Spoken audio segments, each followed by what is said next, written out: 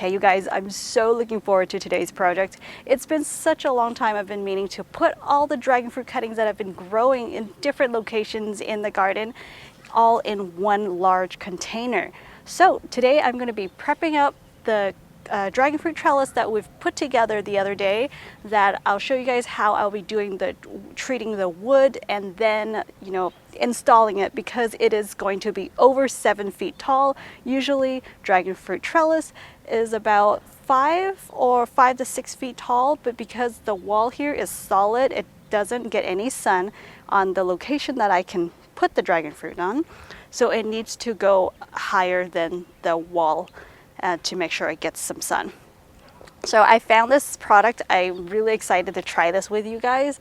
It's called Eco Wood Treatment. What it is, it's just like a substance that's made out of minerals. The website said that this product, you only need to treat the wood one time, and that is it for the lifetime of the wood.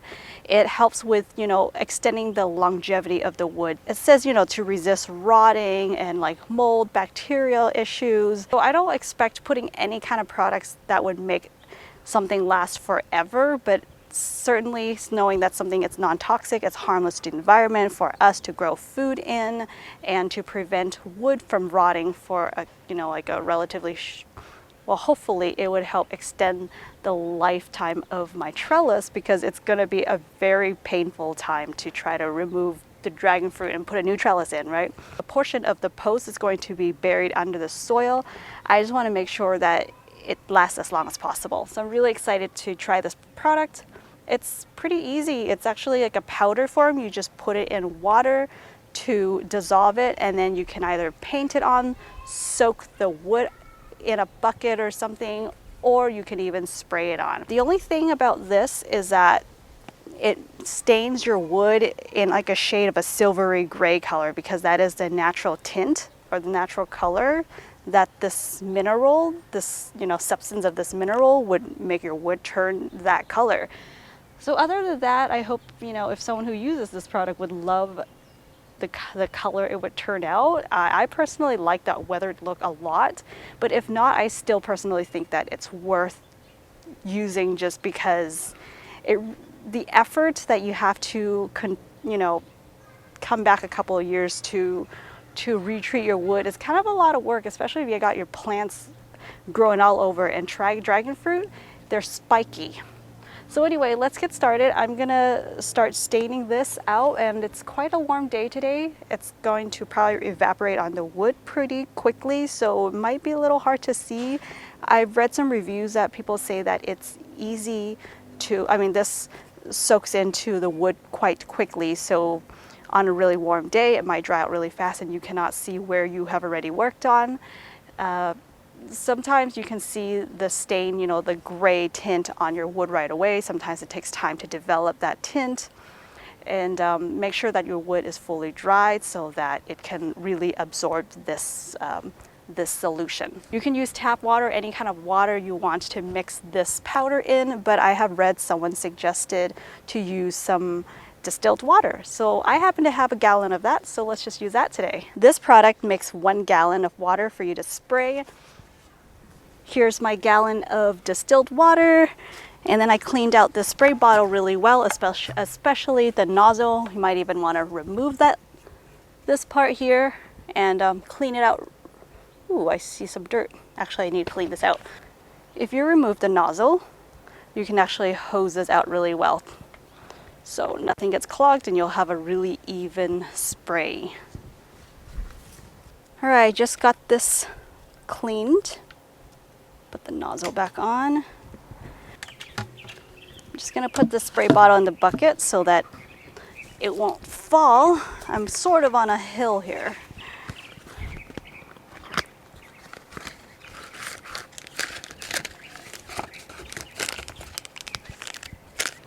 Comes in a packet like this. Let's unzip this.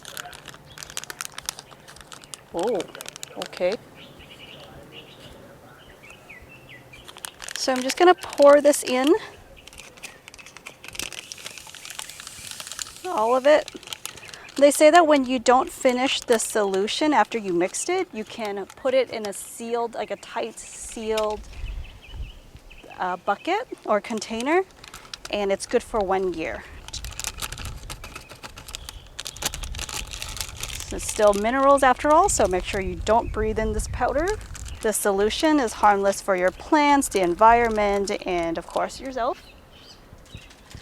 But they do stain, so make sure you're wearing clothes that you don't care about getting dirty. Right, here we go.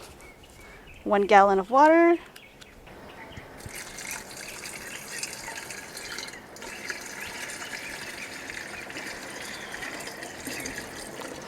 I'm just gonna go ahead and mix this in and then pour the rest of the water in.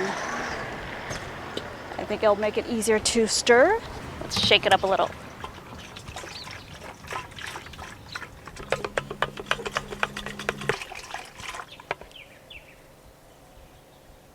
Smells kind of like concrete powder or something. All right, now that I got it all dissolved, I'm going to pour the rest of the water in. This is just my preferred way of doing it. Oh, perfect.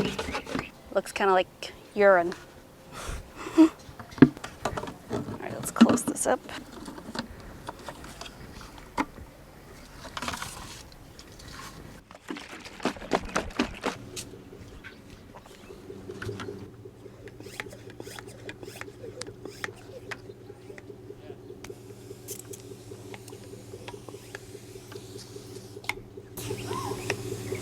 Make sure I get into the cracks.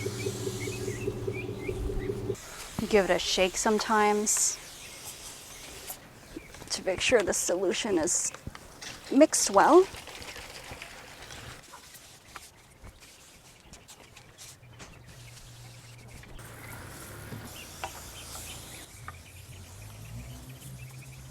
Looks like I'm just spraying water on it.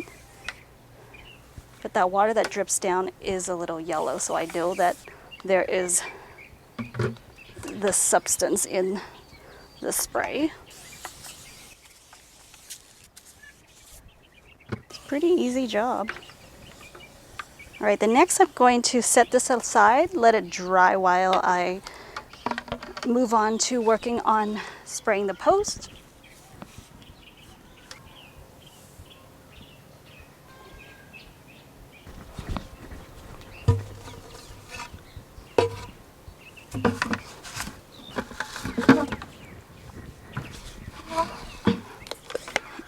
Okay. Let's shake it again.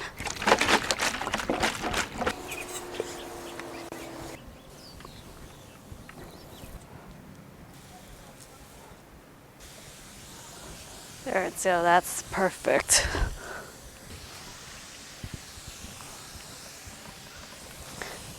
I think it's really coming out, this gray color, a little bit. So this is the original color of the wood. This is the part that's sprayed. I know it's wet, but the gray color, the gray tint, it's starting to pick up.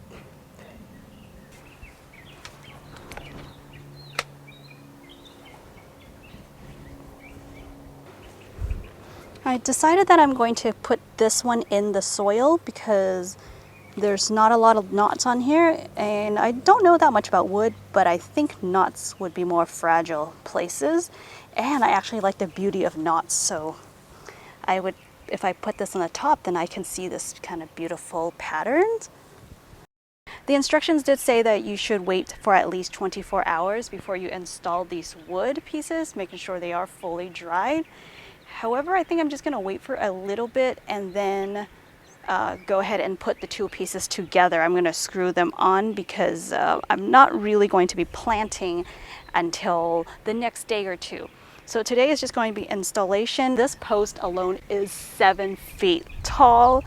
I'm going to screw it on a concrete block, which is probably another foot or close to a foot high. And then this post, that square top, it's going to go on top of the post. I'm just going to give the bottom portion of this post one more spray.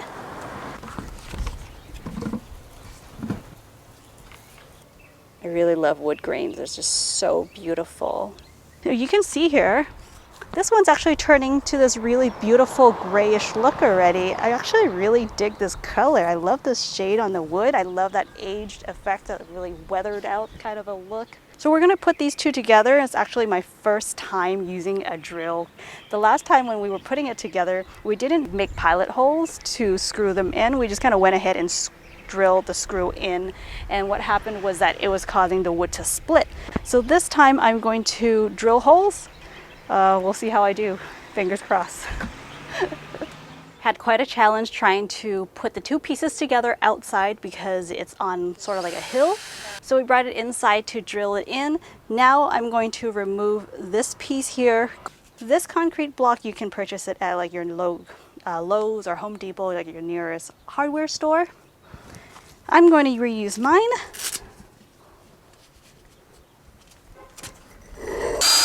All right, there it goes. This is going to be the home for the dragon fruit cuttings. I know this is a larger pot than most people would put them in, but I do have quite a few cuttings, but I'm so excited to finally get them situated and organized in this location. First thing I need to do is to drill some holes in this pot, and then we can put together the post, and the dragonfruit trellis is going to go in there.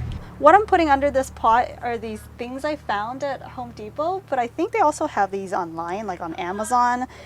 These things can hold up quite a lot of weight. I'm just going to put them under the pot so that it can kind of give a little bit of airflow underneath.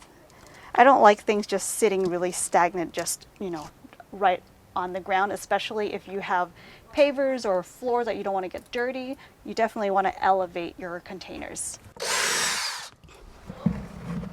All right, I got 9 holes in. I think this should be good enough. Let's get all this plastic out of here.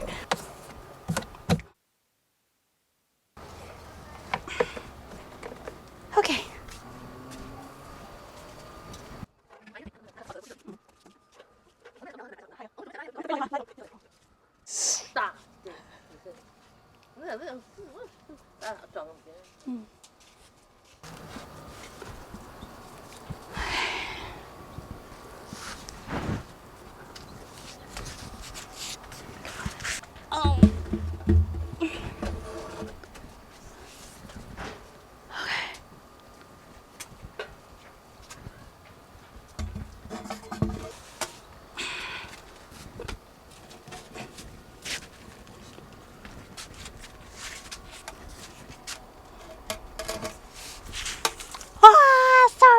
Sorry. Nah.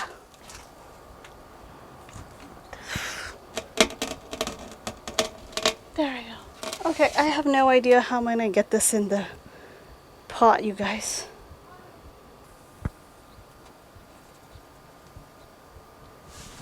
Okay, I'm gonna need my mom's help. I'm gonna need her to hold on to this thing. Okay, Ma?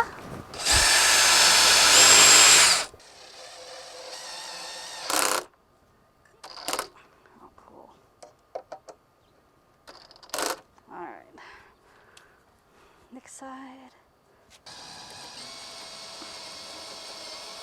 Oops, I went too deep.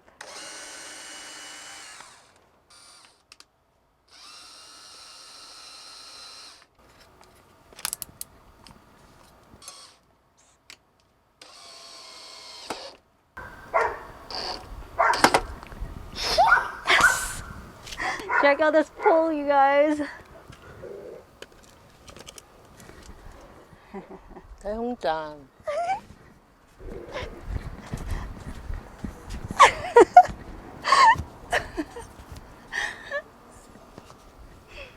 It's so fabulous. All right, guys, it is now the next day. Oh my goodness, it took such a long time the other night trying to, just the two of us, my mom and I, tried to lift this up and put it in the pot. It was so tall, it kept wanting to tip over, so we were so lucky that eventually it took the 3 of us to move it in. And then I had to secure this overnight with this rope just in case. Today, I'm really looking forward to stabilizing this by mounting something behind this onto the walls to make sure that the wind wouldn't make it move, because it looks a little scary that way. So thank you to you guys. I've reached out to you on Insta story asking you guys, you know, if you guys have any input or just to let me run some ideas by you to make sure that I feel more confident with, you know, how I will mount this thing. So thank you for all of you guys who have left your input.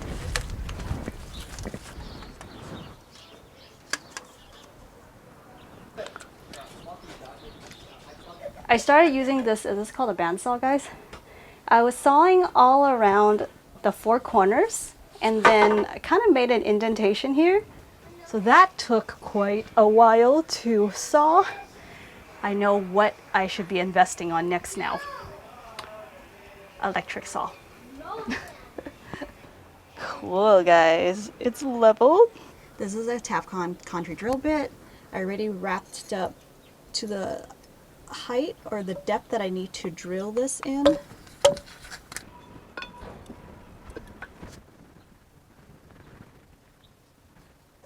Yes. Okay.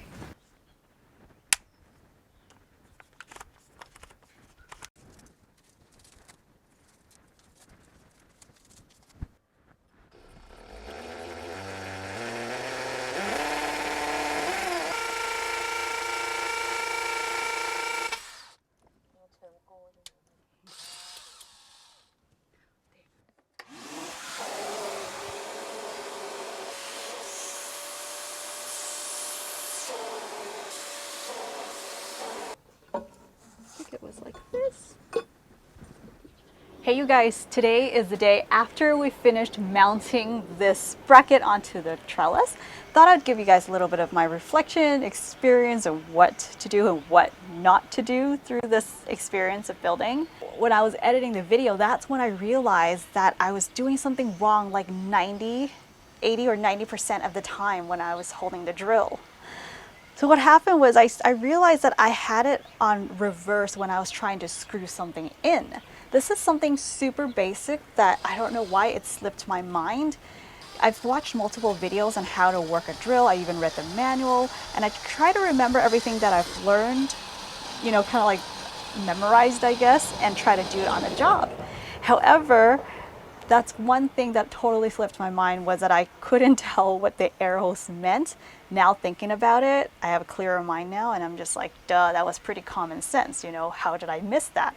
I don't know, but on the job I was just so focused on getting it leveled and hitting the hole, you know, making the hole correctly and all that stuff.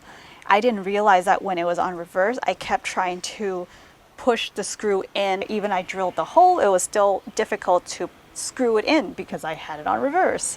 Now, because I got the white trellis here, it's really limiting me the amount of space where I can place the bracket. So what I think I can do is to get the next size up screw and put it in here. If I need to drill the hole bigger to fit that bigger screw, that's what I'll have to do. But basically, I think the next size up screw would help to really make this tighter, this fit.